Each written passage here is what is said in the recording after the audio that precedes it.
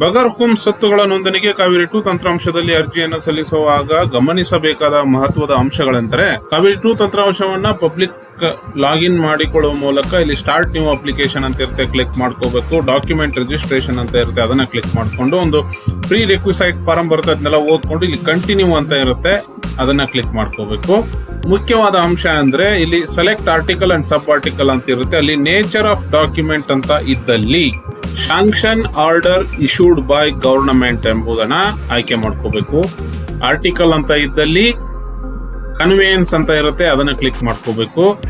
ಸಬ್ article ಅಂತ ಇದ್ದಲ್ಲಿ ಬಗರ್ ಹುಕುಂ ಅಂತ ಇರುತ್ತೆ, ಅದನ್ನ ಕ್ಲಿಕ್ ಮಾಡ್ಕೊಂಡು ಇಲ್ಲಿ ಒಂದ್ಸರಿ ವಿವರಣೆಲ್ಲ ನಾವು ನೋಡ್ಕೋಬೇಕು. Nature of document, article, sub article ಎಲ್ಲವನ್ನ ನೋಡ್ಕೊಂಡು ಇಲ್ಲಿ ಕಂಟಿನ್ಯೂ ಅಂತ ಇರುತ್ತೆ, ಅದನ್ನ ಕ್ಲಿಕ್ ಮಾಡ್ಕೊಂಡು ಇಲ್ಲಿ ಅಗ್ರಿಕಲ್ಚರಲ್ ಅಂತ ಇರುತ್ತೆ, ಅದನ್ನ ಕ್ಲಿಕ್ ಮಾಡ್ಕೋಬೇಕು. ನಂತರ ಹಂತದಲ್ಲಿ ಸ್ವತ್ತಿನ ವಿವರವನ್ನ ಇಲ್ಲಿ ಮೆನ್ಷನ್ ಮಾಡ್ಬೇಕಾಗ್ತದೆ.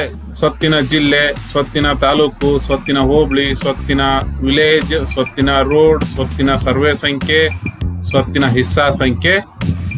ಸ್ಕ್ರೋಲ್ ಡೌನ್ ಮಾಡಿದ್ರೆ ಭೂಮಿಯಿಂದ ಪೆಚ್ಚಾದಂತ ಡಾಟಾ ತೋರಿಸುತ್ತೆ. ಇಲ್ಲಿ ನೋಡಿ, ಅರೆ ಸರ್ಕಾರಿ ಕೆರೆ ಅಂಗಳ ಅಂತಿದೆ, ಇಲ್ಲಿ ಒಂದು ಸೆಲೆಕ್ಟ್ ಅಂತ ಇರುತ್ತೆ, ಅದನ್ನ ಕ್ಲಿಕ್ ಮಾಡಿಕೊಂಡು next select property and continue ಅಂತ ಕ್ಲಿಕ್ ಮಾಡ್ಕೋಬೇಕು.